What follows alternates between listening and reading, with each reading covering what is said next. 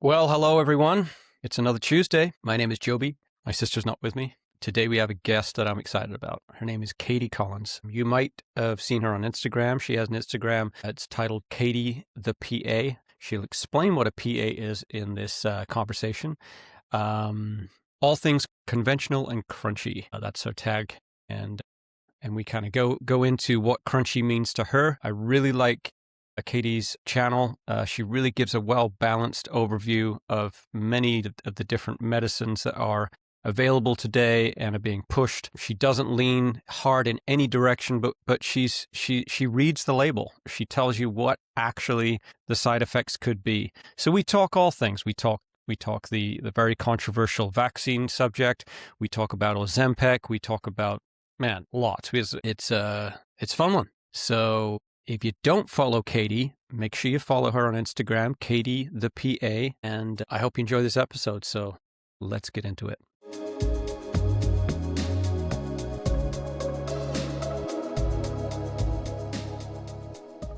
Katie Collins, I call you Crunchy Katie, affectionately known as That's Crunchy. awesome. My wife's like, who are you talking to this morning? I'm like, oh, Crunchy Katie. I love it. So I saw you on Instagram, Katie the PA, and I think it's great work that you're doing, bringing like a even scale, kind of like looking at the conventional, not throwing out the conventional, but then bringing in what you call the crunchy, Yeah. and kind of helping navigate this crazy landscape that we're all in. Yeah. What's crunchy to you? Like what does that mean to you? It's a great question. I'm so glad you asked Because I because I grew up in actually have an England, right? opinion I've about never heard this. that. It's kind of this term that came out in social media like a couple of years ago. Like it's a little dated, honestly, I think, but I don't even know how I kind of came up with it. I think I was trying to film something and then I just said it and I was like, "Oh, that it makes sense." And it basically I think there's a spectrum of like crunchy, I would say. When you say crunchy, typically you mean like granola hippie crunchy. Like, Got it. when you think of like somebody, I don't know, in California, we would always say like that person's granola or they're hippie or Yeah, they're it's kind of like granola's crunchy. So I think we that's say kind that. of where it was derived from originally. But in terms of like what crunchy means to me, I think it is a spectrum of people, and it's kind of funny where I see at least the landscape of medical providers and different people on social media identifying as like crunchy, where it's like, okay, are you really crunchy or is it just kind of like alternative? So crunchy can Fringe. mean kind of like, I think crunchy can mean alternative medicine generally, but then the spectrum is you kind of have like your Gary Brecka biohacker type of person who's just Mhm. all about optimizing medicine and taking lots of different supplements, using things like devices, or thinking about all these different little tweaks you can do to optimize your performance. Mhm. And then there's the crunchy where you are just skeptical of everything and suspicious of everything. Mm. You don't want to do what the government tells you to do. You think potentially the government's out to get you. And it's kind of like a different, like you're not as trusting of the Western medical system. You would Mhm. rather do something alternative. And so those are the people who I think are kind of wanting to live off grid, not, kind of wanting to have their own electrical system, like getting away from EMFs. And, so I think typical things that kind of both spectrums or both sides of the spectrum think about are, eating a whole foods plant, or not plant-based, animal-based diet, Mhm. EMF exposure, thinking about toxins like heavy metals and detoxing. Those are kind of typical, I think, that both sides agree on that we need to, all Yeah. address. And that's something that the Western medical system doesn't put a lot of emphasis into. Right. Where would you say that you sit in that crunchy spectrum? That's a great question. Also, I honestly think I'm like right in the middle. My husband, I would say, is more on the like, he wants to live off grid. Nice. I would love like a red light device. Like I don't have one of those, but I think that would be really beneficial, Mhm. especially being up here in North Idaho. But in terms of all of the other devices, I don't really think those are super necessary. I think nature is if you go outside enough, if you are, having kind of a basic whole foods diet, I don't think you need a ton of supplements. I think you really can Mm, just, so I guess you could say I'm kind of more on the like, you don't need a lot of supplements, you don't need a lot of things. mm. Let's just live like our grandparents used to. Yeah, like our great Yeah. grandparents used to. I kind of feel you there because I struggle like my man. We could start a pharmacy in our house. I'm like, babe, if Yeah. if if, if there's an apocalypse, we're just gonna put little hang thing on our gate, and Yeah. we've got enough drugs here to sink a ship. You Yeah. know, she's a natural, like she's very very like she actually brought me into this understanding of like natural remedies, and like she makes elderflower cordial from Nice. elderflowers on our farm, and Oh, that's awesome. all of those. So she's That's super great. into that. But when I open the drawer of vitamins and all of that stuff, I'm like, I grew up eating. Sorry, I'm just going to put my phone on airplane. I Very grew good. up eating dirt and Yeah. barely washing my hands. Like my mom was not a hands washing Nazi, you know, Yeah. and this whole house can get brutally sick and it'll just pass right by me. And I have a fair bit of pressure. I run pretty hot. I've got a lot going on. So you'd think that I get taken out all the time, but Yeah. I have this really strong immune system, and I think it's because we had very little sugar growing up, so no Yeah. candy. My mom, we couldn't afford it because we were quite poor. Mhm. So there was no sugary cereals, no, well, I just don't have a sweet tooth. Yeah. And so yeah, I kind of open that drawer. I'm like, is this really doing anything? Like, That's a good question, huh? because then you listen to like say a Joe Rogan, and he's like, man, I have like a bowl full of vitamins every day, and if you don't have Right. these, you're really doing yourself a disservice. And Yeah. I don't have any science to back the way I believe it. I'm like, all I know is I have a really strong immune system, and I don't take much. I just eat Yeah. clean. Yeah.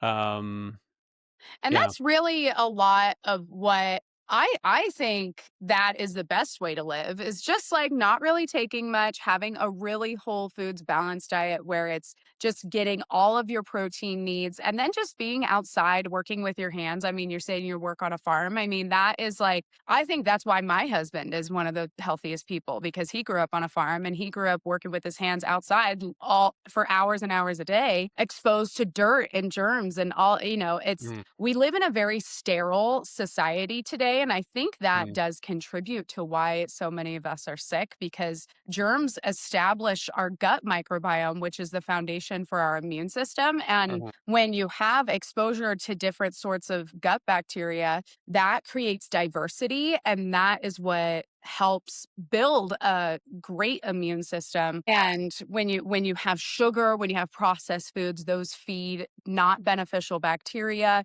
It makes the good bacteria die. And so there's a lot of things kind of contributing, I think, to why people are feeling sick today. But also, I think there are not many things that you need to do in order to be more healthy. I mean, I really don't think you need too many things. But I will say I do think I see the skepticism behind supplements. I do. I think that's kind of an argument that at least when I'm seeing on social media, the conventional side will say, "Hey, big wellness is just as big as big pharma." And it's not a terrible point. Like it really no, isn't because there's billions of dollars on both industries mm, and one is more regulated than the other and it's actually big pharma that's a little bit more regulated that however bias it may be there's mm, actually some regulations around it whereas on the wellness side there's not as many regulations around it so you actually have to be a lot more careful with what you're consuming from mm, the wellness industry because there are shady wellness companies. There's people doing shady stuff all of the time. So, and in the name of avoiding big pharma, you might be doing yourself more damage. However, I do think the elderberry syrup that you're what that they're making on the farm, I think that's probably the best you could get. Honestly, I would yeah. trust that over something I would buy on Amazon. It works. Like it's great, and it's really tasty. And we do Yeah. have that and fire cider.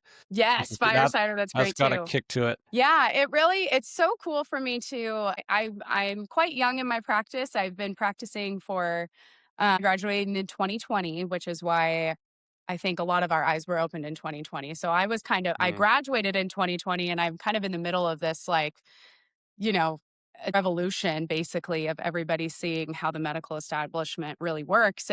But I've been practicing for over, it's 2026 now, so over 6 years. And I've had kind of a whole spectrum of experience from urgent care to family medicine to now more into, I do more longevity weight loss medicine now. And then I also opened up my own practice. But as I've been going along through that, I've been able to really learn from both sides, right? Because I know what I was taught, took my board exam, and that's conventional medicine. And so we're sent Mm, off into the world and we learn more as we go. Obviously, more details having to do with drug interactions, and you're just working with patients in real life, mhm, seeing how the things that you were taught actually play out in reality, right? But then as I'm becoming a mother, as I'm meeting moms who have been kind of doing these alternative medicine methods for years and years, learning about things like herbal medicine and homeopathy and naturopathic remedies.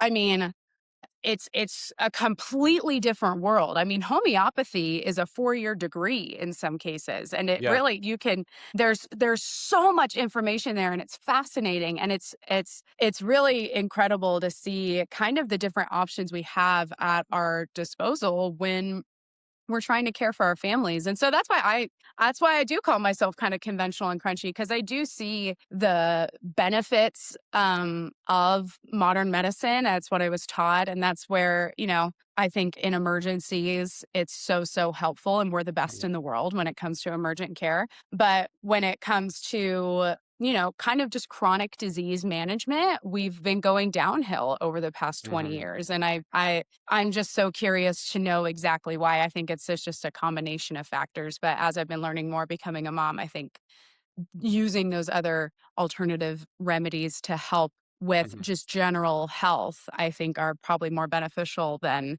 just treating the symptoms that conventional medicine usually does. And you're a PA, and I know you've explained that on your Instagram, but just for our listeners, what is a PA? Yeah, so I'm a physician assistant. It's a master's degree. So I had to do 4 years of undergraduate. I graduated with a degree in kinesiology. And then I did a year or two of experience. And that's something that is required usually to go to physician assistant school, because physician assistant, the profession was made um, quite a while back after, I think it was World War II, where the medics came back and they had all of this experience, but they didn't have a medical degree. They were just these medics in the army. Oh, yeah, on the And field, right. so they created this program where they would go through quick schooling basically to just know all of the facts on, like, how to not kill people when you're performing medicine, but you already have all of these experience. Mhm, You learn kind of the basic things, and then you're just back out on the job. So PAs get their hands dirty really quickly, and it's really fun. So I did an undergraduate degree. I did a year or two of experience as a medical assistant, but you can do other things to get experience. You can be an EMT or a paramedic. You could be a scribe, which is where you're just doing medical documentation. I did that as well. There's several different things, and you actually don't need like a science degree to go to PA school, which is what I think is really fun about being a physician assistant. In my class, there were people from all walks of life who, like, there were people just coming out of college, like I was, but then there were older folks who this was their second career, and they found that medicine was kind of this new passion that they had. mhm. And you just take prereqs and you get some experience prior to going to school. And then it's either a 2 or 3 year program, and then you're sent out on the job, and you get to help patients really quickly. It's super fun. Yeah, down in the trenches early. Yeah, Yeah. I agree with you. I mean, I'll talk about it like America and Canada the same, as far as, but for myself, I've had many severe accidents, like big accidents, Yeah. and the care that I've gotten, through COVID, um, that was where I kind of pulled back the curtain and saw that there was a magician behind there. Like, it was an awakening for my family for sure, and I think for Interesting. that millions of people it was like Right. there's some people it's like 9/11, some people it's like all these different things, right? But I was kind of asleep and Yeah. just thought that, I don't really care about government. It's a net positive. But when I've had these crazy accidents and the care that I get, I'm like, wow, like I cannot like brag enough about how well I've been taken care of. I mean, they Oh, good. stitch my arm up and, like, basically save my life. Yeah. But I agreed when it comes to the vaccine schedule, and, Mm. I'm really curious about cancer treatment, and, I follow this guy on Instagram and on, Spotify called, the Extreme Health Radio. Have you Oh, heard I that haven't guy? heard of that, no. Oh, Mm-mm. he's fantastic. Like, Okay, it's I'll called look 'em up. it's called Extreme Health Radio, and he is full crunchy. Yeah, Red light therapy and cold plunging, yeah. and super, super talks a lot about cancer, and how, they're kind of treating it completely wrong in his opinion. Um, Cancer is such a deep subject that I am so excited to go down that rabbit hole. I have not. I know a lot. I know a little about a lot of things. So mm, I know kind of like what I hear and what I listen to people on social media, but there are very few things that I've kind of diving into. And so, when I was pregnant with my first and then my second, I did a lot of research on pregnancy and how labor and delivery is handled. And, yeah, the US has one of the lowest infant and maternal mortality rates of any developed country in the world. And it's obvious that we're doing something wrong when it comes to the way that we are caring for pregnant women and babies as they're, being delivered. So that was kind of a rabbit hole. And then went down the birth control rabbit hole, the statin cholesterol rabbit hole. And then most recently, and what kind of inspired me to make my account is kind of the vaccine schedule rabbit hole. And that's one I didn't know the bear that I tackled when I decided to talk about the vaccine schedule. yeah. Let's That talk was about some vaccines because it's a big Yeah. deal. It is. It's a huge deal, and it's something that I think when I had my first, the point that I got to was, okay, most of these diseases, the risk of my child having a severe case of the disease is very low. And I don't think I'm nervous about the risks of vaccines. So I don't think I'm going to make this decision for my child. So I decided not to vaccinate her. And then I go on to have my second and then start kind of doing more of this research, especially as I've made this content. And this is all vaccines up here. Mm, This mm, is all, and it like there have been people, doctors, medical doctors shouting from the rooftops about their concerns about vaccines since they were created. Like that, I mean, people have been dissenting on the topic of vaccines, for the past 50, 60, 70 years since they've been created. And it's so interesting to look into the history of a lot of these vaccines, how they were developed, the clinical trials surrounding how they were developed, and kind of the lack of research that we have surrounding their long-term effects on our children and the lack of robust monitoring when it comes to injuries. It's shocking. It is. And I don't think I knew that before I really started getting into it. And that's something similar with cancer too, right? Where it's like we mhm. feel like we're treating it all wrong and there's a whole rabbit hole when it comes to cancer. But the vaccine schedule is something where everything that's happening in the US, all of these changes, people like RFK and Yeah, the doctors that the team that he's put together on ASIP, like there have been these conversations happening behind the scenes for a lot of years, but they have been censored, they've been shut down, mhm, they've been called completely crazy and quacks.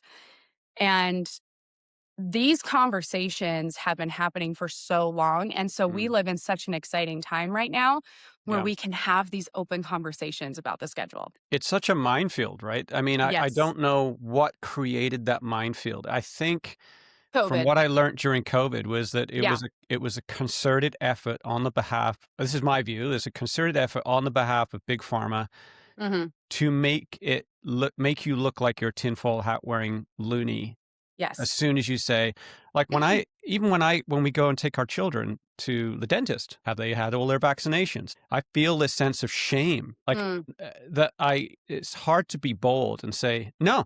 it's kind of like you just kind of skirt around the subject, and it's been, and then I think COVID just like gaslit that whole, and Yeah. so now everyone is seeing their vaccine questioning through the same lens as it was with COVID, which was so divisive. And I don't think the world has really understood the wounds that we all have from COVID. I think we've Yeah. just got PTSD and we've moved forward, but I don't think we've Right. actually taken account of how damaging that. Oh, I mean, I've yeah. got friendships that are forever changed Yeah. from It's that. true. It's it was a blessing and a curse, right? Because I Mm, mean, my family decided they moved states. They were in California and they moved mm, because of how gnarly that whole COVID deal was in California. They were shut yeah. down. There were masks everywhere. Like you said, friendships completely changed, and it was terrible. That's all terrible. But at the same time, like sometimes you need a demolition in order to start from the ground up. And I Yeah. really think that's what COVID did. It just exploded this whole psyop that the government had of just trying to not give all of the information that parents Mm. needed in order to make decisions, and just kind of blew that out of the water because now parents don't just trust their medical provider. In fact, they're more skeptical of them now, which really frustrates them. Yeah. And for some it's more of a challenge and they're like, oh, I love it, whatever. And I hope those providers start reading more, because once you Yeah. actually read and look at it's not like you need all of these books by doctors who maybe have a certain opinion about vaccines. Like, you just look at the package inserts Mm. of the vaccine and look at the Mhm. trials, and you don't need a medical degree to see that there was no control group. You don't need a medical degree to see that there was no saline placebo, that they always compared a vaccinated with a vaccinated group or a completely different vaccine. Or what I think is the most unethical trial is one where they would compare the vaccinated group to a group that was given a vial of solution of all of the ingredients that were in the vaccine without, like, the virus, Mm. without the antigen in it, which is something that they did with the Gardasil vaccine as well as a couple other ones. But I mean, how that blurs the lines of what adverse events look like in vaccinations, how that it just completely takes away the what we're trying to look for when you're approving a vaccine, and that's the adverse effects that could potentially happen. And that is so important for Mhm. parents to know. That's so important. Mhm. It's important for parents to know, but it's also important that our governing bodies know that this is what has happened and that this isn't gold standard science and that this needs to be Mm. changed. Now, again, Mhm. that's a whole, I mean, there's completely different opinions on social media about this. And so and it is two different worlds. It really is. It's Oh, yeah. completely opposite. You have vaccines are completely safe and effective. There's nothing wrong with them, and everybody's insane who questions them. Mhm. And then you have the other side, the anti-vax side, that says vaccines are poison. You give your child a vaccine and they will die. Mm. Like, it really is that polarized. Mm. Now, most of us have been vaccinated in one way or the other. We Mhm. don't know what kind of long-term effects have on vaccines. There have been children that have died from vaccines. There Mhm. have been children who have been negatively affected and disabled from vaccines, or there's children who have potentially chronic conditions due to multiple vaccinations or one vaccination. We just don't know. We just don't know. We do know that not every child will die if you give them a shot in the arm for Totally. something like, Hib or pneumococcal or something like that. But you have to know as a parent that these things can happen. And you have to compare that risk Mhm. from the vaccine to the risk of the disease that you're vaccinating for. And that's something I think both sides try to ignore, right? It's like one Mhm. side says the disease is the most terrible and one side says the vaccine is the most terrible. And you can objectively look at both sides and make a decision that's most comfortable for you and your family. Yeah, I mean, yes, it's so complex. Like, I think that, that there's this thing going on with it where the people in white, we've been conditioned since we've been children, right? When a Hmm. policeman walks up to you, you don't, your rights go out the window. Like, you don't understand your rights. Like the way I was raised. It was like Mhm. authority is the ultimate. Like if your teacher reprimands you, you have no right to stand up for yourself. I mean, I think Right. that our children now, like when I look at my younger children, I'm like, you know, I mean, they fully understand that authority are flawed. Like, Yeah. they like we walked into a Starbucks the other day and there was all these policemen eating donuts and coffee, and dad and gave my little like 14-year-old was like, I want to walk over there and just tell him to get back to work. When I was a kid, I wouldn't dream of even thinking that, right? I was so afraid. And then, No, you have yeah. the doctors in white coats come in and they say, well, you really should get this. And we kind of, I feel you crumble. You're just like, well, I guess Yeah. And Right. these adverse events it's like, well, it's 1 in 10,000 or 1 in 1,000. Mm. I'm like, well, what if it was your kid? Like, if your kid gets autism, your life is forever changed. I mean, Yes. it's not like you're going to love that child any less, but it is a massive disruption. Like, I have two friends, close-ish friends, pretty close friends, that both gave their children the infant vaccine schedule, and a month later went into full autism, you Mm. know, Awful. to the date, like, and forever changed, right? Yeah. Um, so actively, would you have taken that vaccine if you known that you were the 1 in 1,000 or the 1 in 10,000? Probably not. Yeah. Well, and that, I mean, there's so many points we could talk about in just what you just said, because those numbers, 1 in 1,000, 1 in 10,000, 1 in 100,000, 1 in 1,000,000. They always say it's 1 in 1,000,000 chance of like anaphylaxis, right? Like you're going to have an allergic reaction, all right? We don't have the denominator of that number. That ratio is completely theoretical, Mm, because the way we monitor vaccine adverse events is we look at the clinical trial and you say, okay, it's assumed that this vaccine is safe. Then you go to VAERS or something, and VAERS is the Vaccine Adverse Events Reporting System. And this is something where it's a voluntary reporting system. It's a passive reporting system, so you only report after the injury happens. And parents can report, doctors can report, but the manufacturer is required to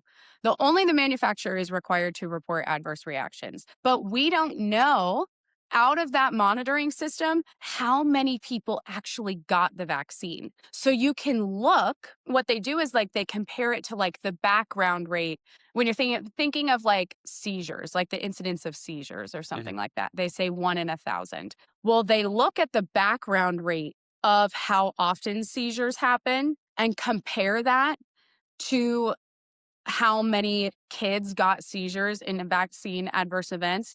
And they Mm, try to do some like math gymnastics to say that's the ratio of what's actually happening. But when you're trying to figure out the actual risk of a vaccine, you need to know how many people actually got the vaccine, which is why you need a prospective trial. And you need to give one group the vaccine and one group not the vaccine, an unvaccinated group, so that you have a fixed number of people, and then you can right. actually count the number of people who have that reaction. And there's none of that. None of that is happening. So it's not all theoretical, but there's definitely a lot of like I said, kind of math gymnastics that they're doing Mm, to create these ratios and chances of something that'll happen.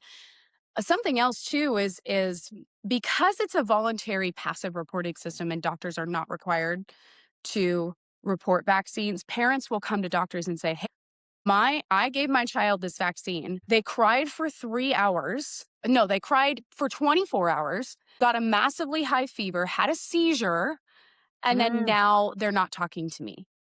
Like, jeez. that happens, and the doctor says, "That's not the vaccine." And it's laughable. Like, you're like, "Okay, what else could it be?" And they just go, it's just the luck of the draw. That's just what happens to kids sometimes." And you're like, "Excuse me?" I mean, that happens with not something. I mean, I think that's the classic example of like the kid regressing into autism is a vaccine reaction. And that's something that is completely gaslit on the conventional side. They would Mm, say that scenario is not due to the vaccine at all. But something you could even think of like a skin rash. Like mhm, think of like if you were to take an antibiotic and you took the antibiotic and a day later you got a rash. You would think it's because of the antibiotic. I'm taking this medicine. This is something that I've changed and I'm having a reaction to the antibiotic. When a child takes a vaccine and they get a rash afterward, the doctor might say, "Oh, that's a normal reaction from the vaccine. That's a normal reaction." But what if that rash never goes away? What if it turns into eczema? What if it turns into something chronic? Then they would say, "Oh, then that's just something that your child was meant to get." Or they would say that's normal, or it's they do not the cognitive dissonance of like completely absolving the vaccine of any fault whatsoever is, I think, why so many parents are deciding to find different providers that are more open with their vaccine choices, because parents have been 40 to 70% of parents who have autistic children believe that their kids' autism was caused by vaccines. I mean, That's a massive and statistic. that's got to be so humbling for a parent to admit that, because you took your child there and you put your child under the, so said, because you had full authority, your child couldn't say no. So as a parent to admit that is got to take some serious level of humility, because you're Right. like, I did this to my innocent child. I chose to not Yeah. research and read the label. And I applaud parents that have faced that, because I think that there's also the latter where the cognitive dissonance is like a survival mechanism that kicks off. And it's like, I cannot come to terms with the fact that it was because of me. So I will Yeah. figure out any workaround. Yeah. And I see this happening with the effects of the COVID injection. My father-in-law is so opposite from what we believe. Like he believes everything the government tells him. He Yeah. got all the injections, and we'll have so many conversations. When we go and visit him at the lake, it's like, literally, I was sitting on the dock with him. And he's like, I don't understand it. It's like, so many of my friends had to have triple bypass surgeries and heart surgeries.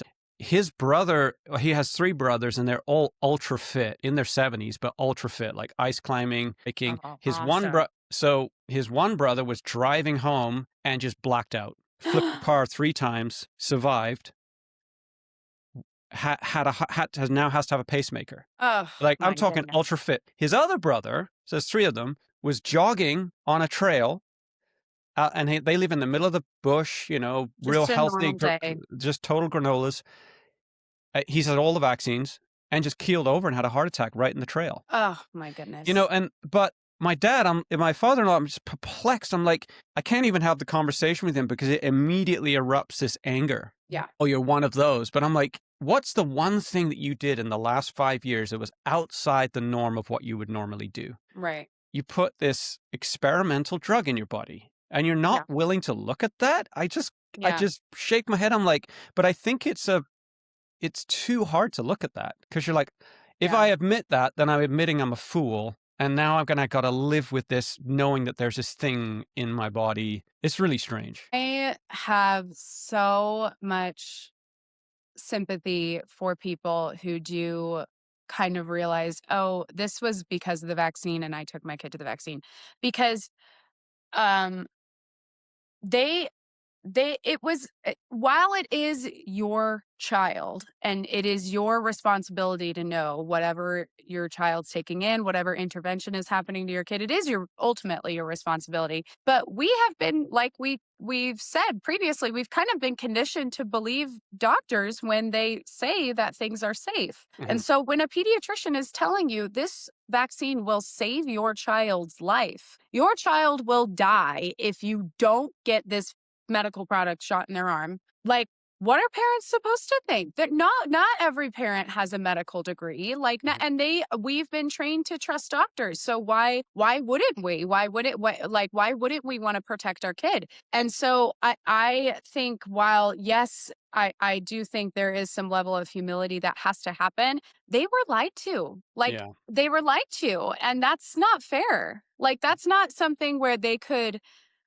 I yeah, it's like that's why it's such a hard situation, because it's like if your child does have a vaccine reaction, it's a lot of I think there is a level of guilt for a lot of parents, but I think there's just so much anger. Yeah. There's so much anger, and I see that from families Mhm. on social media from both sides. I mean, some people think that unvaccinated kids will create like the child who dies from the flu or something, like they blame it on the unvaccinated kids, which is completely irrational. But the other side of like how angry moms are Mhm, because they were lied to by their mhm, pediatricians, it's why I think this movement is growing so quickly and mhm, so strongly, mhm, because this has been like a rumbling for, like I said, the past 40 years.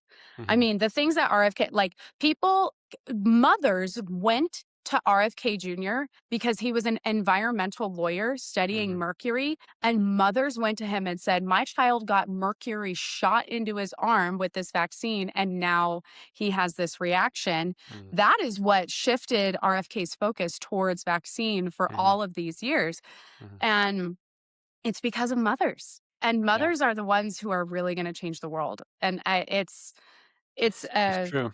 calling, a mission, and a responsibility to be cognizant of the things that we, do for our children. Yeah, I think that there's something the mama bear instinct is such a powerful like when what our trajectory with COVID was, there was this, shutdowns. It was kind of exciting. I was watching the news every morning. Yeah, I kind of missed I remember that. I kind of missed I I was kinda missed kind of that too. excited. I had a similar experience. I had gotten pulled out of my rotation from PA school. Thank God I graduated on time. We were able to go back. But like when I came home, I was the one. Well, first of all, I had to be the one to go to Walmart to go get all the groceries, because the Walmart near my parents' house Mm, was all cleaned out, but I was living somewhere far away for school. So I went to Walmart and I got a bunch of stuff, and then I drove home. And when I came home, like it was like party in my house. Like everybody was like, "Woo, yeah, we're off work. Like it was so funny. I I'm miss it. curious to hear. It was like, you were excited too. That's funny." Yeah, I think the kind of personality I am, I have, my DNA. I do much better in really stressful situations. I Yeah. calm down. Like Yeah. I crave just like a battle to fight in a way. Like there's a Oh, big good. hurricane coming our way, and like button down the hatches, and it's like Yeah. I come alive at those times. So for me, it was like all of the paying bills and going to work and all that became secondary. And it was like, it was all for one. And, the whole world was kind of all in this Yeah. together. And Yeah. it really didn't get grotesque until there was this fact. And I remember talking to my wife, who was very, very granola, and was like, yeah, when the vaccine comes out, hopefully we can get back to work. Like I remember talking like that in our home. It was like very innocent. It was like, Yeah. well, sure, they have our best at heart, and this thing looks like, and they were showing us all this video of like stacked up, like these freezer trucks full of bodies in New York, which I hard time believing whether that was actually the case, but we were so afraid. And then the vaccine came on, and they said, we're really close to releasing it, and I was fully expecting, and that we were going to all go get vaccinated, and we could just carry on. Move on with your life. And then Yeah. my wife was like, something doesn't feel right, I was like, oh, okay, thank God, because I would have just Yeah. lined up. Like You would have just gotten. I just don't I don't read the small print. I barely read instructions for anything. I just Yeah. no. You just do, yeah, you just Yeah, figure it yeah. out. Yeah. Yeah, I figured it out. And she's like, "Yeah, something doesn't feel right." And she chased after, and she kind of pulled on that thread. And then there was another friend that lived, in another city, and texted her, and she's like, "Oh yeah, and this other woman was a doula, and Mm, she's like, there is no way my kids are having it." She had gone further down the rabbit hole, and so all nice. of a sudden, this like whole just like Yeah, everybody's just really figuring it out. deep dive, and I am so grateful that Tara did that work, because none of us got it, and none of my younger kids have had any of the vaccines. Period. Like Mm, before COVID, and they're super healthy, never yeah, get sick barely.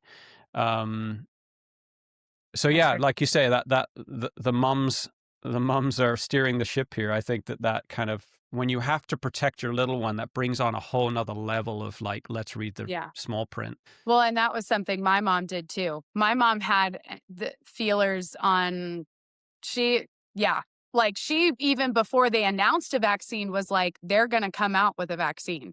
Like, Hmm. they're gonna come out with a vaccine, and I had been vaccinated as a kid. Like, we Hmm. were not, like unconventional granola people. Like my mom was kind of this more normal, like I was born in the 90s, like I went to Yeah. McDonald's all the time. Like it was just kind of like she cooked from home a lot. I was homeschooled, so those are kind of unconventional. But other than that, we were a pretty normal American family and um didn't have any reason to question anything. And my mom was the one who was kind of listening to other moms talking Mhm. to each other. They're all talking to each other. And she was like, they're going to come out with a vaccine.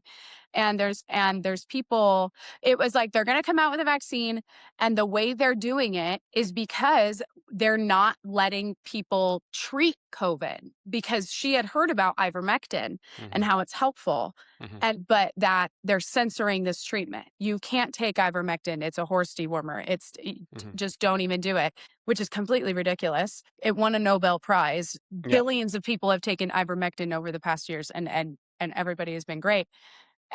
She's like, you guys, like, they're not letting people do things in the hospital. Like, they're Mhm. not letting them treat people in the hospital. And it's Mhm. because they want to come out with a vaccine. She knew all of this Mm. before there was an even announcement about a vaccine Right. that it was being developed. So it's amazing, kind of like you said, that intuition. And my dad and I were kind of like, that's weird, mom. Like, what do like, why would they Mm. do that? Like, Right.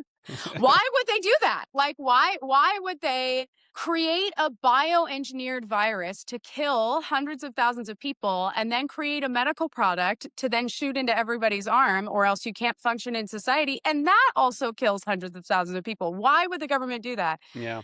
And we're still answering that question today, but we do know that COVID was bioengineered in a lab Yeah. and that the vaccine was created basically to stop that, which is silly. Yeah, I mean, the profits were too juicy to turn away from, right? And so that's Right. why they had to, it's bonkers that they ridiculed ivermectin, which had a proven track record. I Yes. don't think any bad side effects from ivermectin.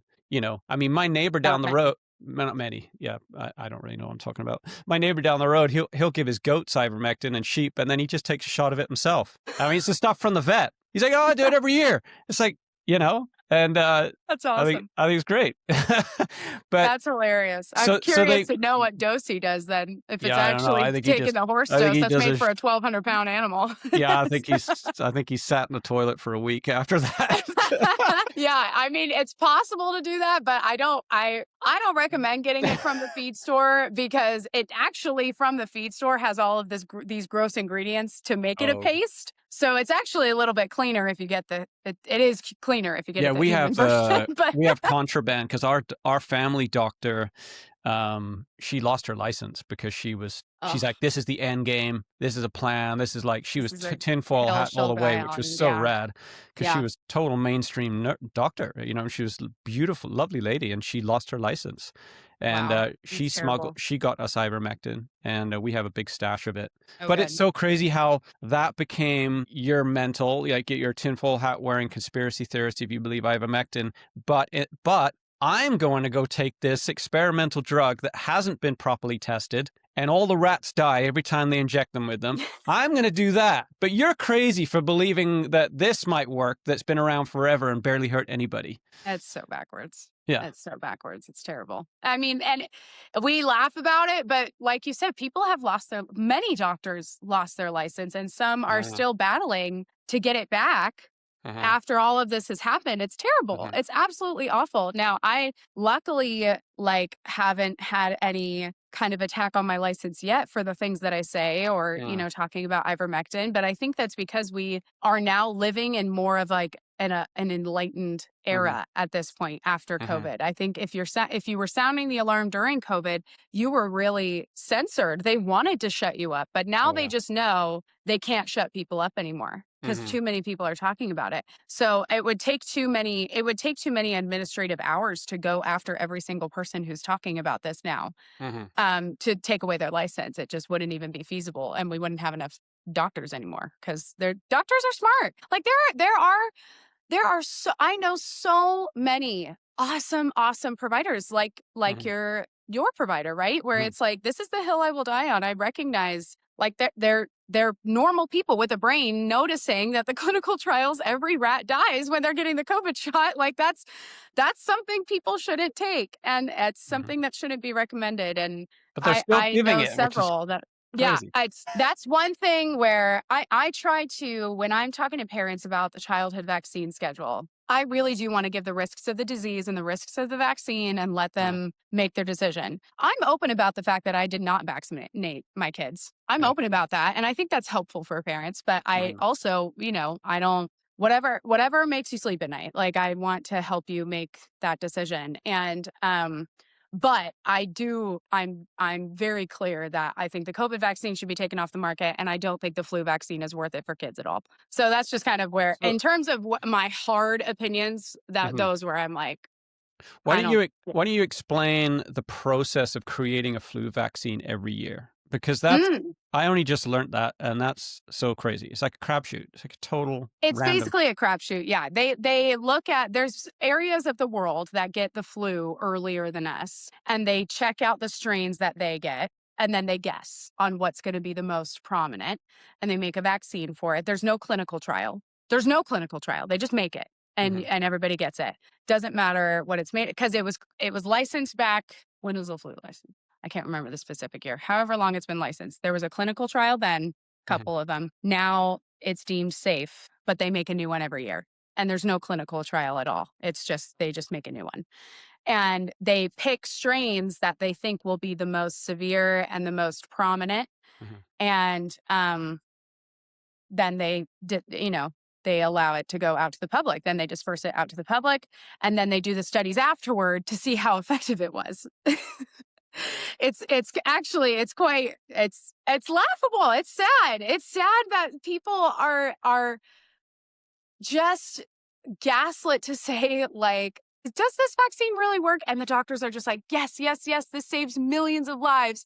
yeah, And you look at the Cleveland Clinic study with 50,000 employees, and of the 2025 flu season, you were more likely to get the flu if you got the flu vaccine. Like you yeah. were more likely to get a flu-like illness. So that's negative efficacy. From the vaccine or just because Not it from the exposed you? vaccine. That's an important distinction. So, you can't get the flu from the flu vaccine, but it does, in some cases, like last year, it can increase your likelihood of getting a flu-like illness. So it's not necessarily the strain of flu that is in the vaccine, Mm, but you're going to maybe get a different type of flu of a different strain, mm, or and it's not from the vaccine. It's just floating around, and you can get it easier mhm, because your immune system was primed with one strain of the flu, but then a different strain comes around and your right. body's more vulnerable to it, according to these studies. So that's negative efficacy. Yeah. But There's so there much is, yeah. Yeah, there's so much marketing, fear marketing. I mean, it's all o you walk into the drugstores around here, and it's like playing on the sounds, "Now is the flu season. Protect yourself."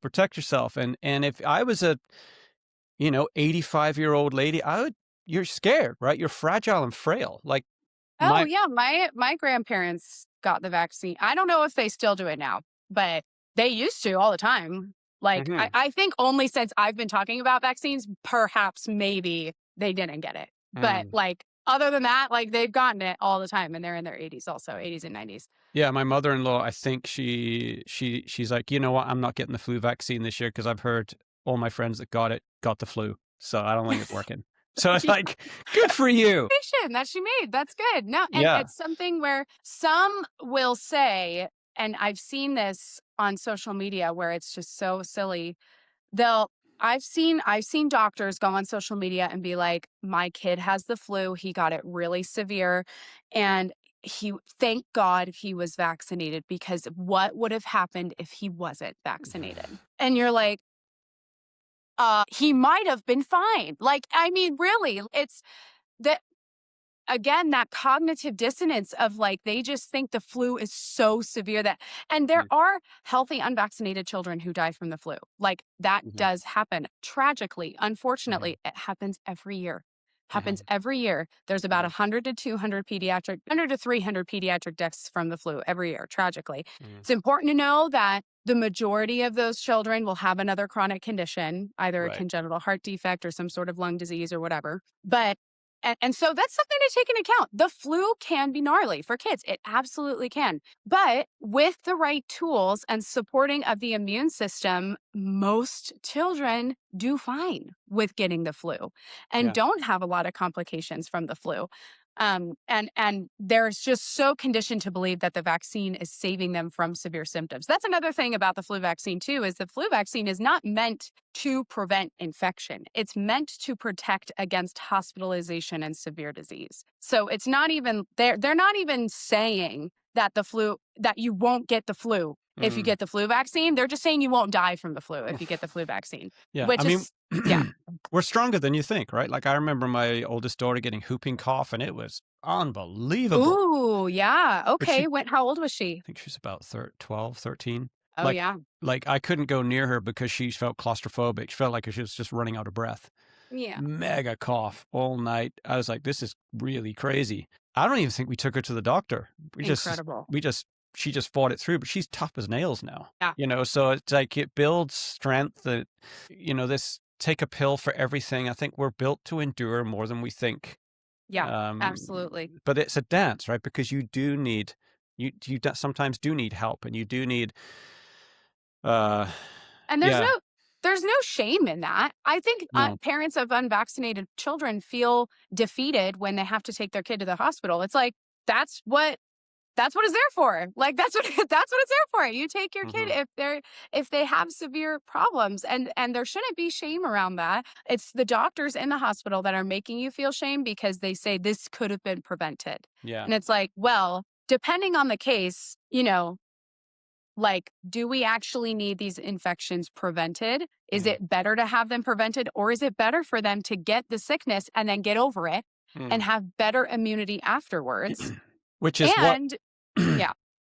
well, no, sorry, I cut you off. No, it's okay. I really think there's evidence to show that getting these minor childhood illnesses, even if they can be severe for some kids, can have benefits for children later on. Yeah. Things like non Hodgkin's lymphoma, other different types of cancers, heart disease.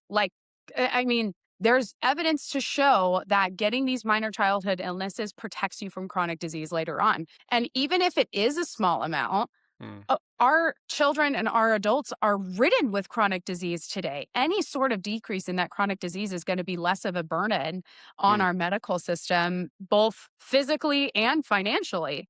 yeah. And it's so we need to do everything we can to prevent that chronic disease. Now, obviously, if there's a bunch of children being hospitalized for an infectious disease, that puts a burden on the medical system as well. But it's again, it's we have to decide where's more of a benefit here, and that's where I think the debate is really hot right now. Yeah. I heard Peter McCullough this morning, actually. I don't know if it was a replay reel, but he said that 60% of Americans have chosen to opt out of the vaccine schedule. I saw that clip. Yeah, Yeah, that and yeah, then he said these vaccines, because coupled with the vaccine schedule is this huge increase in allergies, which yeah. we all hear all the time. Like when I grew up, I don't remember anyone having allergies to peanuts and To anything really. Yeah. yeah. No, and it's something where that again, it's all correlational, right? Like there's other things you can do to look at that. Like you could say there's an increase in screen time, there's an increase in artificial light exposure with how long kids are in school. There's an increase, there's a decrease in vitamin D or whatever. You can make all Mm, these correlational things, but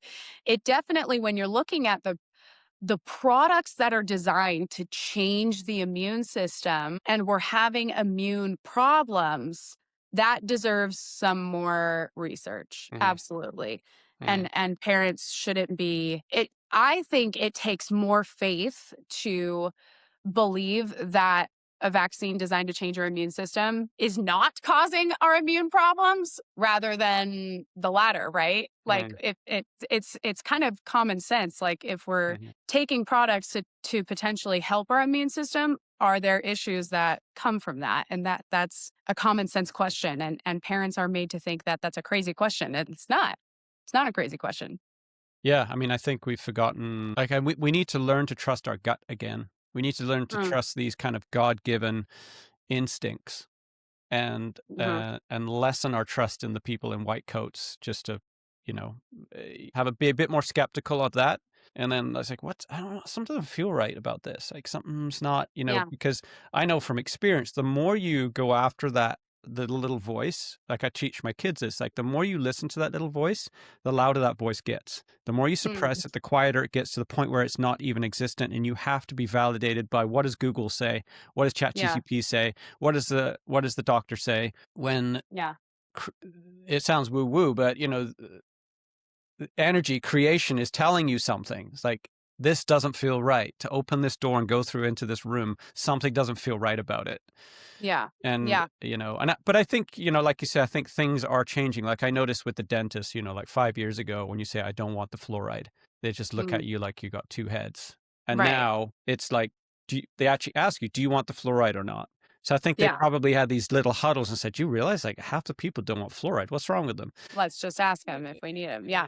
I think that's so important. But I also I hope and am praying for an attitude change for the people in white coat. Like I have a white coat. I have it right here.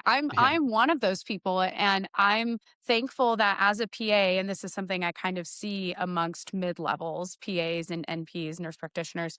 Um, because we've had less time in education and Hmm. more time in the real world actually listening to our patients, I find that mid levels are more open to these types of conversations in some ways. Not all mid levels, that's for sure, but there are providers who are, you know, listening to that intuition that they have themselves, because the indoctrination is not so heavy, Mm, telling them not to believe this mm, kind of like gut instinct that you're having. And I think that's really difficult for doctors to do, because they've spent hundreds of thousands of dollars on an education that's telling them one thing, and mm, you're basically leaving that all aside and saying, I think this is a different way. And that's incredibly difficult for medical providers. So I hope these conversations encourage medical providers to just to listen to that intuition that they have themselves. Like mm, a lot of medical providers are women, and a lot of them are mothers. And just think about like looking at the mother of the child who is vaccine injured. What would you do in that situation if you mm, were in that? If you mm. were that parent, how would you feel? And like not looking at the parent like they're crazy. I think that's um That needs to a, t- happen. a shift that needs to happen. Yeah, Absolutely. there needs to be a trust, like we're in this together. It's Yeah. funny. I was reminded of, we just watched the Avatar with our kids, and there was Which this, one, the blue avatar or the Nickelodeon the blue one, avatar? like the movie Yeah. People in Blue. Yeah. Yeah. Yeah, The Way of the Water. And then, so if someone gets injured, shot or something, and like they have like the American doctors come in with all their stuff, and then there's the Avatar woman who's like a kind of a witch doctor, and she pushes them away. It's like, I'll deal with this. It's like Mother Nature will, Yeah. and she totally brings this person back to life from, Interesting. and so we need to embrace a bit more of that. I feel like, Mhm. um, of that, yeah, holistic way of Mhm. looking at of everything. Because yeah, like you say, I mean, I'm not against, like, people. I hope people don't feel that like I'm anti people in white coats. Like I've been like in a lot of have had quite a few serious injuries, and I've had my life saved by these people. I've got nothing but Yeah. admiration for the surgeons, for the, I've been cared for very, very well. Yeah.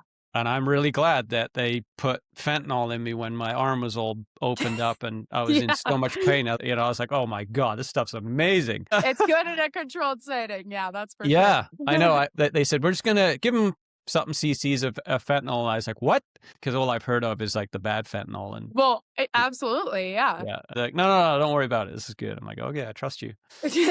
Yeah. And when your arm is splayed open and you're in Yeah, pain and somebody tells you, I'm going to take your pain away, you're like, okay, yeah, whatever it takes. I'm glad you're here.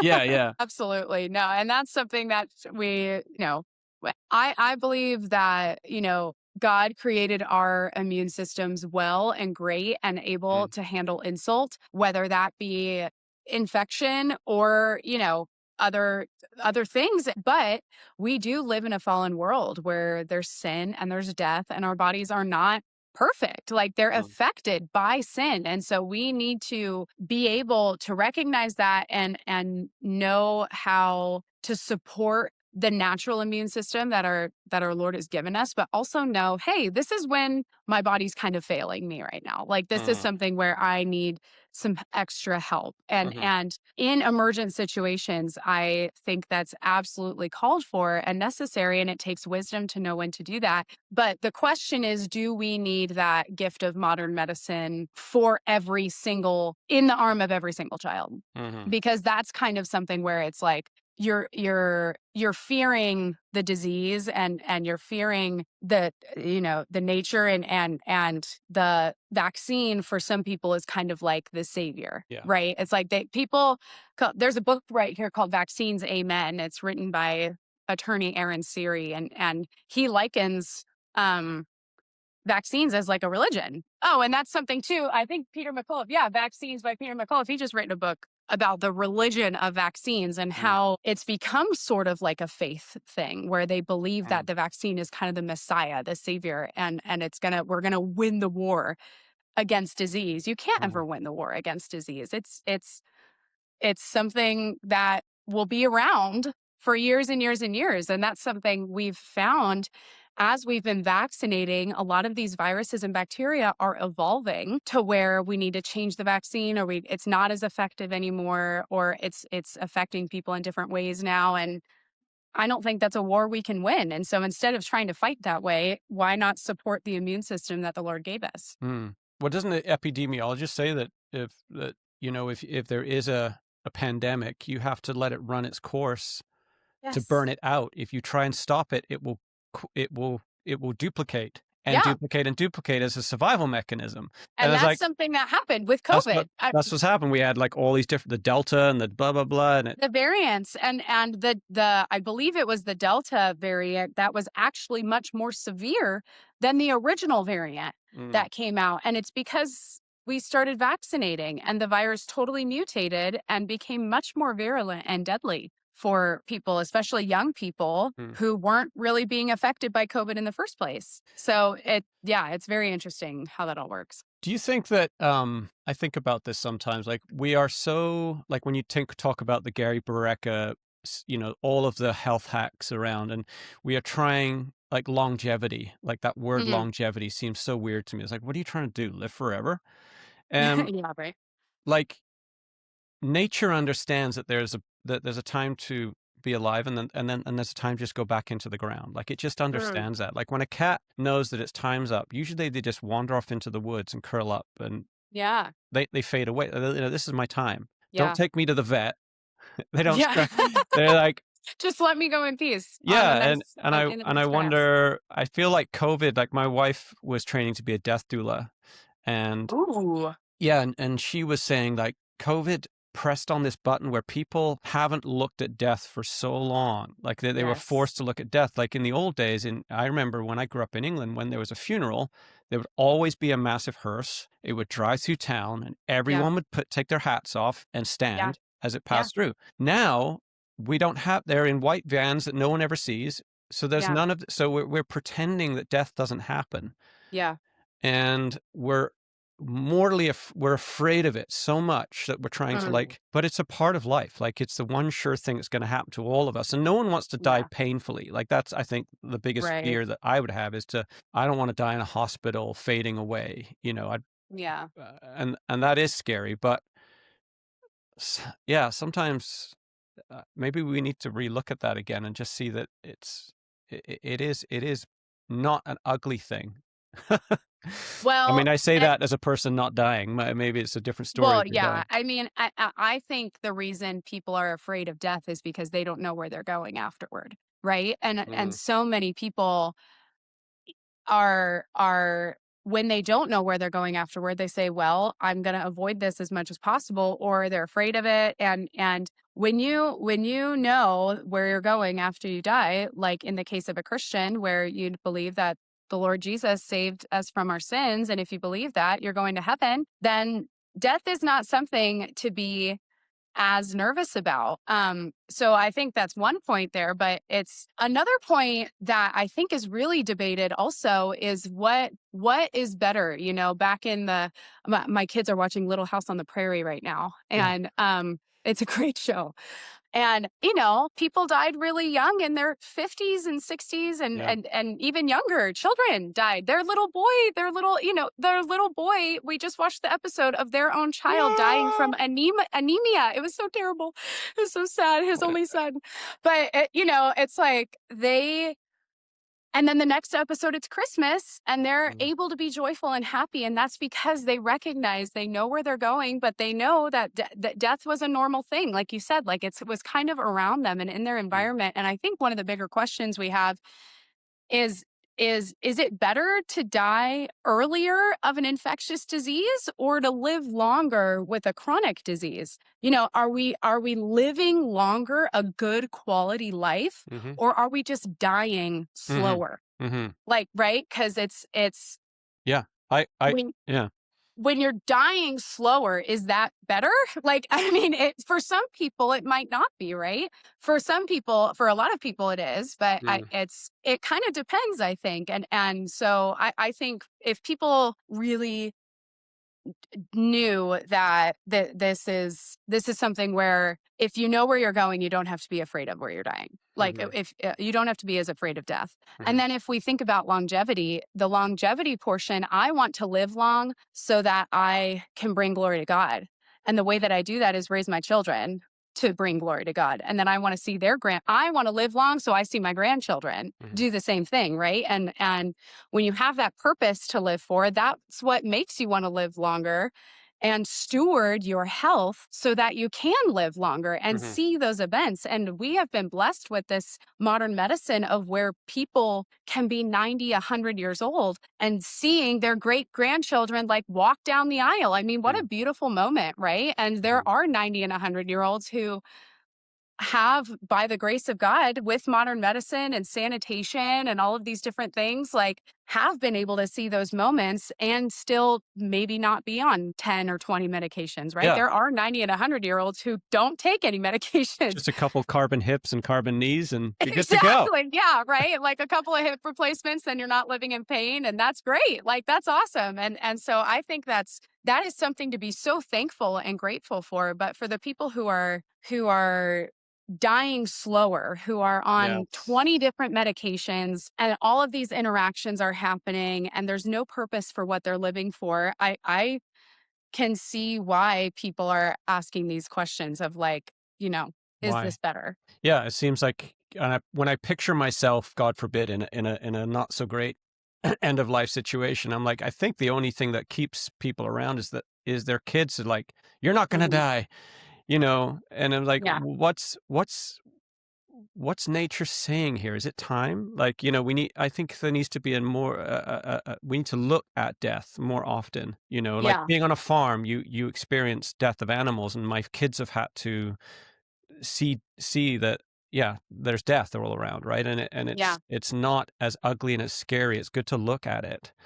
Yeah. Um, like I think that's why they had loads and loads of kids in the old days because they knew that at least a couple are going to die of malaria or some kind of disease in the Right. winter. And um, Yeah. but I watched this movie. It's a show. It's called The Human Planet. So it's not like Animal Planet, but it's based on humans. I've seen the previews for that. I haven't watched it. It's great.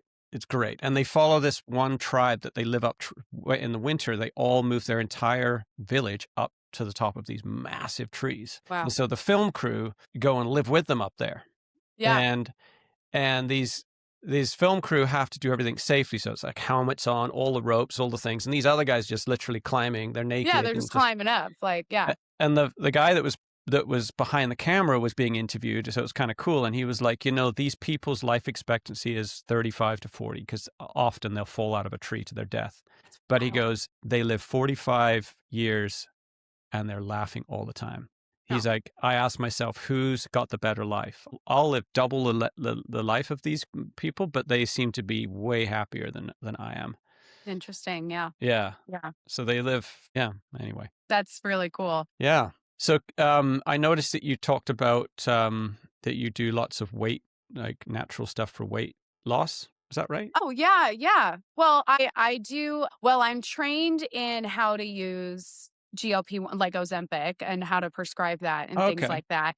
But my background is in kinesiology, which is in exercise science and nutrition and things. So I have a hard time. The GLP-1 conversation is really interesting because I do see the benefits for a certain population, but it does create this long-term problem where it's not a short-term medication. Like you need to be on it for a long, long time, and it's very difficult to get off.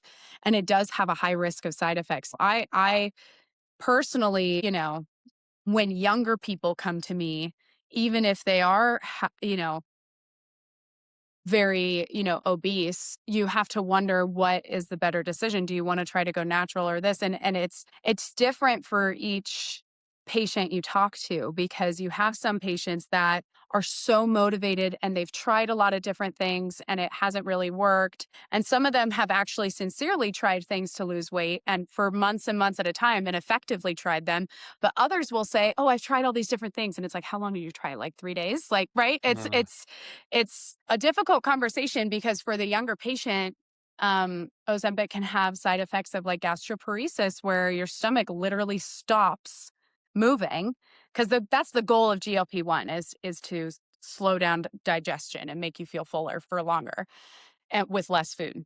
hmm. And the consequence of that potentially is gastroparesis, which is where your stomach stops moving. Your digestive system just the it's paralyzed. Wow. So that's an emergency. And that's something that's treatable, but sometimes it's not. Sometimes it doesn't come back. And so there are people who have gotten colostomy bags because they were on Ozempic and they got Shit. gastroparesis and they stopped. To me, if I'm a younger patient, that risk would immediately turn me away. And there's other ones too, with like visual changes. There's questions on if it affects fertility. While we are seeing kind of Ozempic baby boom, and that's because when you lose weight, you're typically more fertile. What's the consequence of the child who is conceived using Ozempic, right? You have Oh, Ozempic kind there's of more flowing through. babies being born because of Ozempic? Well, yeah, because Ozempic will and different GLP-1s, there's several different Ozempic is a brand. Okay. And it's the brand for semaglutide. And then there's tirzepatide also. And those are the two most commonly generic used GLP-1 medications. There's a couple of different other ones, and then there's brands of each ones and different modes of administration for each one. Also, you could take it orally as a tincture or a pill, or the most effective one is an injection that you would do in your tummy, like kind of in where there's Every like day. fatty areas of your body.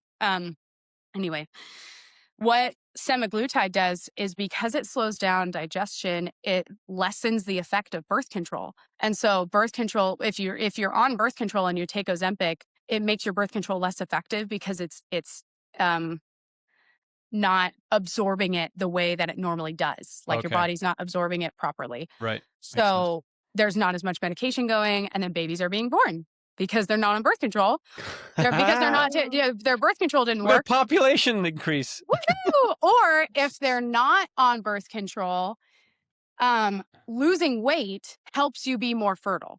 Like that's just when your insulin sensitivity is better, Mhm. that helps your hormone levels Oh, your sex. balance, like all of Yeah. those different things. Feel better And about it just makes you yourself. more fertile in general. And so that's why other pregnancies are happening, because people are losing weight and then they're able to get pregnant. That's a main cause for infertility for a lot of people. It's just not like they just need to lose 30 pounds and then they could potentially get pregnant. Really? Yeah. Yeah. Yeah. That's a huge thing where Obesity is bad for for infertility. for fertility, yes, Fertility. absolutely, because estrogen is what's dominant when you're obese because your fat cells are fat. Cholesterol and fat, estrogen is derived from fat. Mhm. And so if you have too much estrogen and not enough progesterone and you're off balance that way, you Mm. won't be able to keep a pregnancy. You may not be able to ovulate as regularly. Your periods are irregular. Hmm. So there's several different problems that happen with obesity. PCOS is one where it's testosterone dominance in women, Yeah. and that's creating irregularities in their ovulation, and it's causing cysts in their ovaries, and that creates irregular periods and creates all of these other hormone issues, because when you have these problems with your hormones, it's an axis. So it's like it's a feedback loop. Hmm. And when you have this extra estrogen coming in when you're obese, Mm. plus all of the other estrogen exposure we get through um, parabens and phthalates in cleaning products, in facial products, in body products, in soaps, in our water. There's like plastics. If you're keeping all of your food in plastics, that's all estrogen dominance. Like that's all making everybody estrogen dominance in women and in men. So So with that's these more problems, effeminate men, or yes, a lack of yes, men. yes, Hey, yeah, my yeah. daughter's like, No, "There's it no men in this absolutely is. town." There's Wow, well, and that's something soft men. that's a whole I mean, the soft men conversation is like a massive rabbit hole that we can go into. But in terms of the environmental exposures, I mean, there was a study that they did on frogs in the I think it was in the Pacific Ocean, actually, off the coast of Malibu.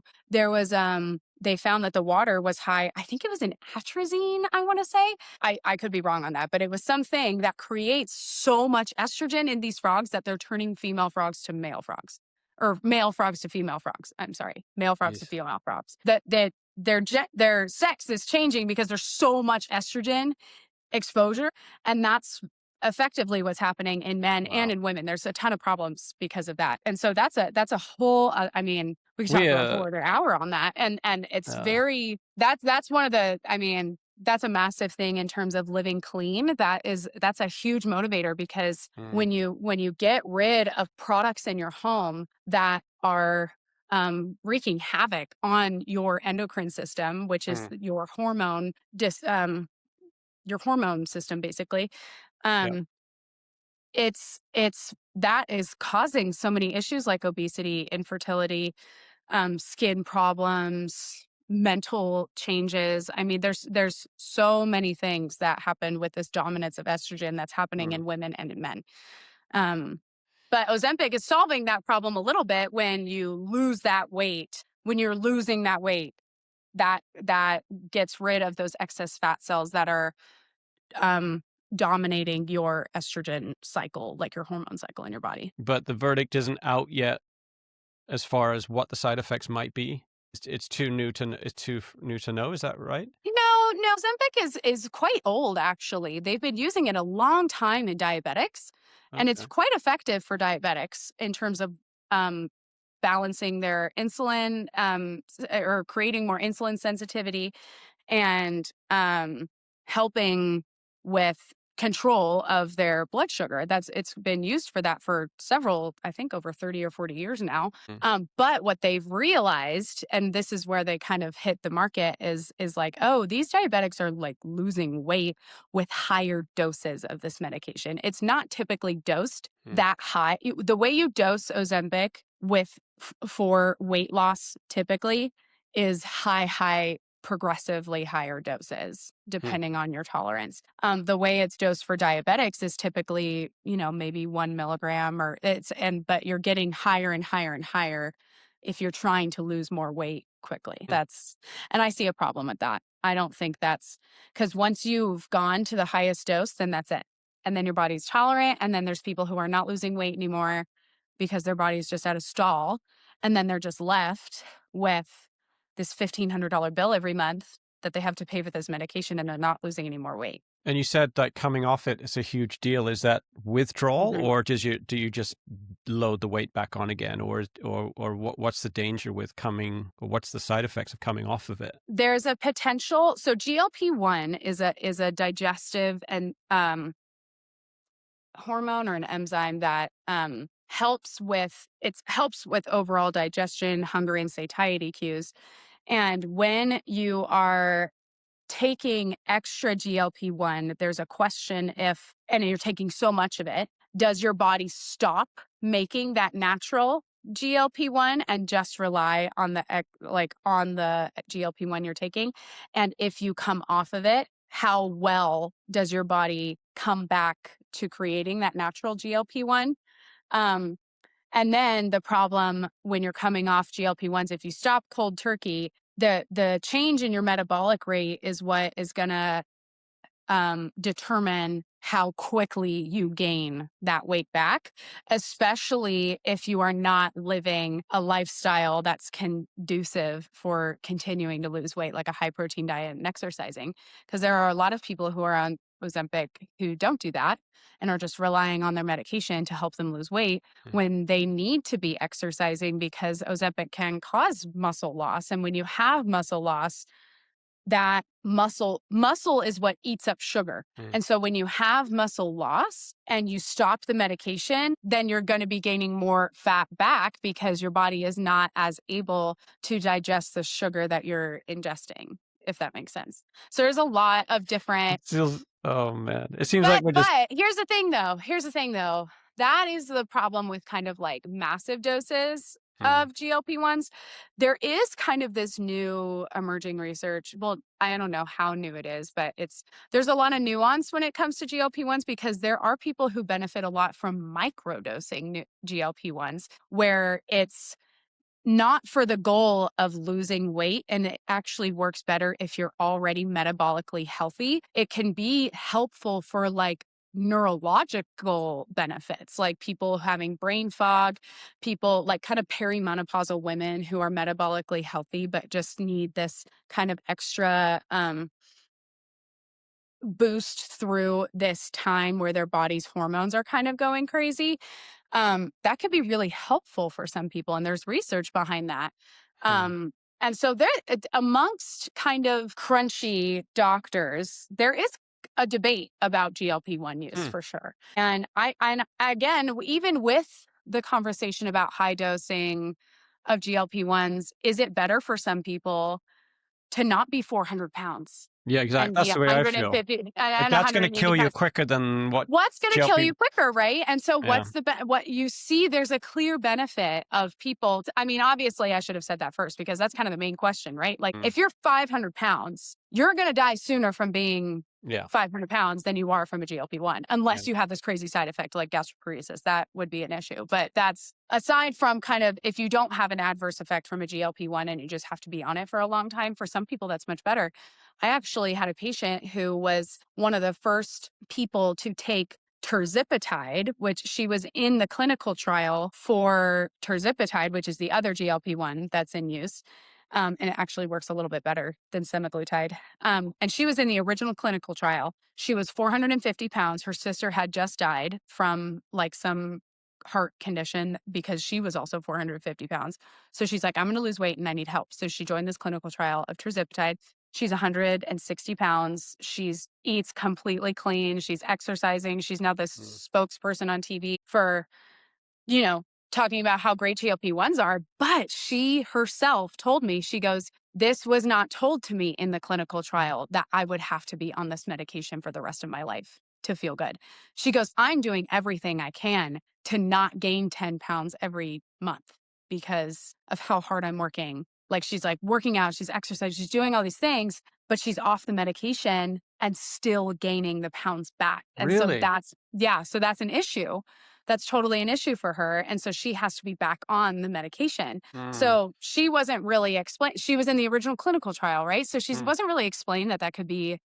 And what's sad is that they're not continuing to pay for her medication. Like she's Mm. on her own now and they're not monitoring her long term. I'm like, Yeah. you should still be asked questions like today. Yeah. But they don't. They're not doing that. And so that's what's frustrating for a lot of people. But she would argue that the GLP-1 saved her life. Like she goes, this Yeah. GLP-1 saved my life. There's no doubt about it. Wow. But now I'm stuck in this position. So it's an interesting conversation for sure. And coming Yeah. from somebody who has this background in kinesiology, I have to I personally always think diet and exercise is the way to go. But if you're doing diet and exercise and it's not working, then there's a deeper Mm. problem that needs to be Yeah. addressed, like a thyroid issue, an endocrine problem, like getting rid of all of your endocrine disruptors in your home. Like that, there's so many root causes to obesity Mm. that are completely overlooked when you prescribe a GLP-1 Mm. medication. Like you're basically just like that, whatever it is, you're fat. So let's make you not fat and do the Mhm. GLP-1 instead of being like, why is this a problem for you? Like, Yeah. let's look at your thyroid. Let's look at your hormones. Let's look at your back, like your environment. Let's look at mold. mold is something that can even Oh mess my with your god. hormones. Like that, That's I mean, huge that's a now, isn't it? whole conversation. That's another massive Yeah, we could rabbit be here hole. for hours. We could. No, we really could. I And know, it's you look at something where Jordan it's, Peterson and, oh my Chris gosh. Williamson, they're both completely I mean, where's Jordan? 10 months he's been offline for mold, right? I think he just recently went on Joe Rogan, actually. Oh, yeah, But like after being offline for a long time, yeah. potentially due to mold. And so it's And mold blue is light. another huge issue that affects your hormones. And a lot of us are living in mold all of the time. And so Well, yeah. and blue light is a huge one, right? Like our that like when you look at what's happened in our historically in the last 50 years or 40 years that's different than how our forefathers, and has there been an increase in these crazy diseases, and blue light exposure is still Yes. super crunchy, but Oh, and that is something that the circadian rhythm people who there are hills people will die on, right? On social mm, media. Like yeah, you look at their accounts and it's like their account is like all talking about this.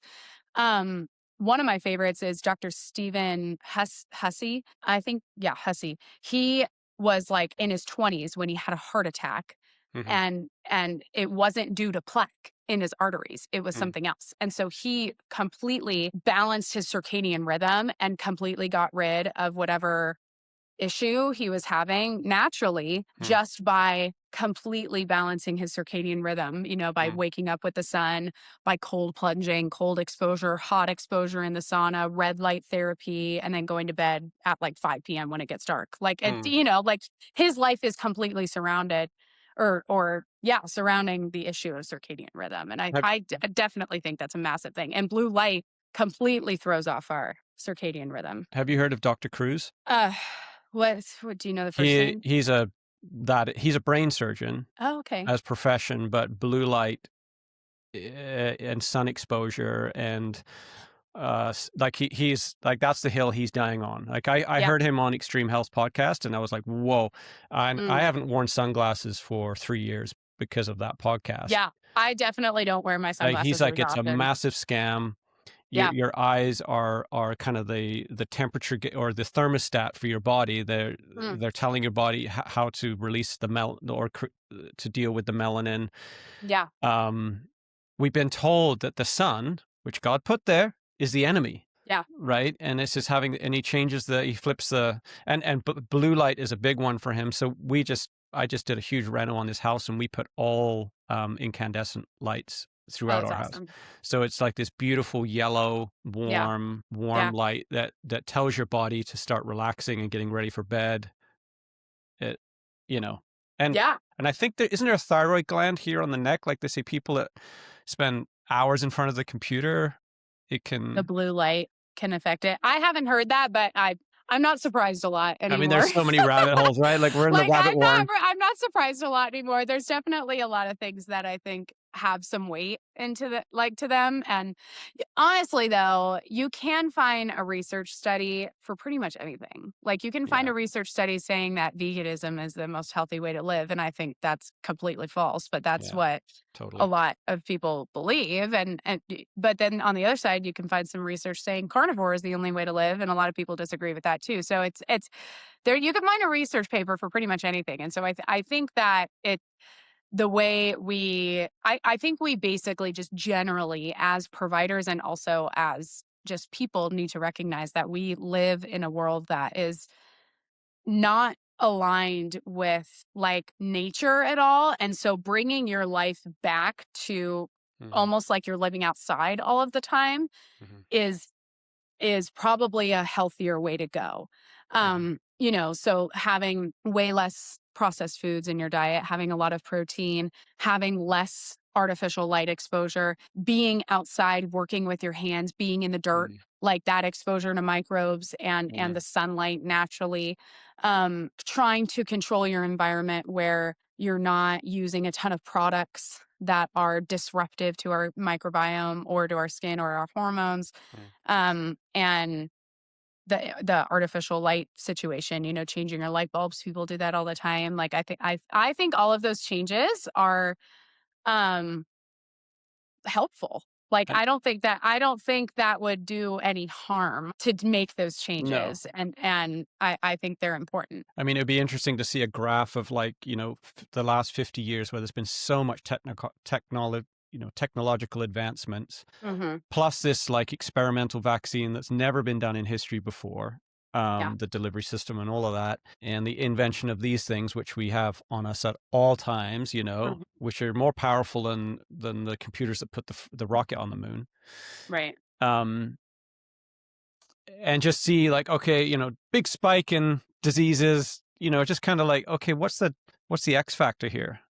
Right. I think the technology thing is, well, it's another massive rabbit hole, but It is, it is, and it's that's something again we could I you'll have to I'm have me very on again passionate. because Yeah, we could just talk again for hours and hours, like, and I love these conversations. But and to the parent who feels overwhelmed by all of these things, I find that, like, I think of people like my sister or my sister-in-law who hear all of these things on social media and they're just like, "You can't ever win. You can't win because one day this toothpaste is the non-toxic toothpaste and then the next, next day it's like causing all these problems, like what right, do I do?" And so it's like there's we live in like a minefield of information that we've yeah, discussed, and it's so important for parents to just to keep a level head. And if you need to get off social media, just get off social media and don't look at it for a while yeah, and just figure out what and just do what you know is best for your family, yeah, right? The things that we know that is completely agreed upon is that kids need to be outside, they need to sleep well, they need to eat a good protein balanced diet, and that's pretty much it. mm-hmm, Like that's pretty much it. And just so mm-hmm, start with your basics. mm-hmm, And as you have time, as you have the capacity, as you have the financial ability, decide what you're going to swap next, decide what products you're going to swap, decide what habits you're going to change. mm-hmm, Like I just suggest go like, there are some people who do really well just jumping all in to a subject or into a lifestyle and just completely flipping their life upside down. I know mm-hmm, people like that and who do well like that, but there are other people who do better, and most people do better with just tiny little swaps here and mm-hmm, there as they have the time and capacity, because the most important thing for moms especially is to look at your children and play with them and pay attention to them and make sure that they're healthy. And when you are spending your time on your phone, looking at social media, trying to figure out what's best for your family, that is causing worse. issues. Yeah, Yeah, yeah, that's yeah. causing issues. And so I I think that moms could do well to delete Instagram for a month or something. I totally agree. And it becomes, all of these health hacks become so stressful that they're actually worse for your health than doing all that, than looking, because it's Absolutely. like I heard this interview the other day with this world renowned free climber, doesn't climb with ropes. And I think he said you can own Alex, Alex. the guy who Just just climbed the building, That's that was right. awesome. I think he said you can only juggle two balls like, for a juggler, you can only hold two balls at any given time. You might be Yeah, juggling 10, but you can only hold two. And I really kind of sat with that because it's like, how much, like, just like narrow things down a bit. What can I do right yeah. now? What can you do right now? Yeah. Yeah, And I think like absolutely. like getting to understand your gut again, like your God-given intuition. Like I think like starting to trust that again and like listen to that voice again is really important. Yeah. And it's I would say too, to make sure your intuition, especially for me as a Christian, I always advise mothers, make sure your intuition is aligned with God's word. Like, get in the word and read scripture and know what God wants for you and your children. Mhm, And that in and of itself, having a kingdom mindset where you know where you're going when you die, you're not afraid of death, and your only purpose is to glorify God and enjoy him forever. He commands us to enjoy him, and that means enjoying your children, enjoying your family, mhm, and enjoying creation. And if the things you're doing to try to help your family are causing you anxiety, which the Lord does call a sin, that's something to take hold of. And that's something to say, hey, that's not what the Lord wants for me. And mhm, that's something I need to prayerfully suppress. I should not allow for that anxiety to take hold. And I should just do what the Lord calls me to do. And that's bring glory to him. And having that mindset, I think, helps you understand prayerfully. It makes those decisions a lot easier. Yeah. It makes those decisions a lot easier when you're living aligned with God's word and you know what, in the character of God, what is his will for you, and what, that means, right? And the God's will for you is to glorify him and to follow his word and to follow his law. And that's very simple to do because he lines it out in his word. So as you're doing that, then you can feel this weight lifted off your shoulders saying, I'm doing what the Lord is calling me to do. Let me do my best now to steward that, to steward my health and to steward my kids in a way that is joyful. Mhm. God calls us to be joyful. And I Yeah. think mothers need to remember that Mhm. and listen to the intuition that the Lord gave them. Mhm. All these conversations always seem to come back to the same thing. It's like, it's about living in the moment, like, essentially. Yeah. It really, like, every Yeah. conversation I have, it's like it all seems to come down to the same one thing, the same goal. What goal is like right now is all you have. Yeah. Whether that's your kids in front of you, the phone is telling you all the future and the past. Yeah. It's not right now. And Yeah. it's so simple, but so hard for us to grapple with. Yeah. Um, And that's something that the Lord calls us to do today. He says, tomorrow has enough trouble for itself. Focus uh, on today. yeah. Yeah. I think about that all the time. Yeah. Um, all right. Let's end it with some fun. What's the crunchiest thing? I'll share the crunchiest thing I've ever done. What's the Ooh, crunchiest thing okay. you've done? Thought some of them might Oh, be surprising. goodness. Like, I did a parasite cleanse not too long ago. That was fun. Tinctures and fulvic soak where you're soaking in activated charcoal and then you shine you shine your phone flash and see if there's any little swimmers in there. That's pretty oh, much it. and That's was there? definitely the crunchiest thing I've done. Oh yeah. Yeah. We all have worms. That's a whole other rabbit hole. Everybody needs to So is it a deworm. parasite cleanse a good idea? Oh, totally. I should do that. Absolutely. I've never done that. A friend of mine did a heavy metals cleanse, like cost him a lot. Oh, And like IV went to Vancouver for like 2 days and they pulled all of this stuff out of he could see it in the, wow. That's crazy. yeah. That's wild. Like, Yeah, no, this is a very gentle one. There's a ton of different options. The one I did a Parify cleanse, which is the brand Mrs. Rogers Hood. Well, I think that's her brand. It's called a Parify cleanse, and that's an herbal tincture, and kids can take that one. hmm, We can give it to kids over 3. And then if you're looking for a little more kind of conventional heavy hitter, you can also do a parasite cleanse that's an ivermectin / mebendazole yeah. treatment. And that's actually shown there's some data surrounding that and cancer treatment as well, because parasites have been really linked to cancer. Hmm. And so treating your parasites with something like ivermectin and mebendazole has been shown to be helpful for cancer treatment. That was a big, Mel Gibson was on Yeah. Joe Yeah. Rogan, you talked about that. And it's actually true. There's totally data behind that. But that's probably the crunchiest thing that I've done Yeah. Just go down is to the look for local, swimming parasites. Look for swimming parasites in a bowl that I just soaked my feet in.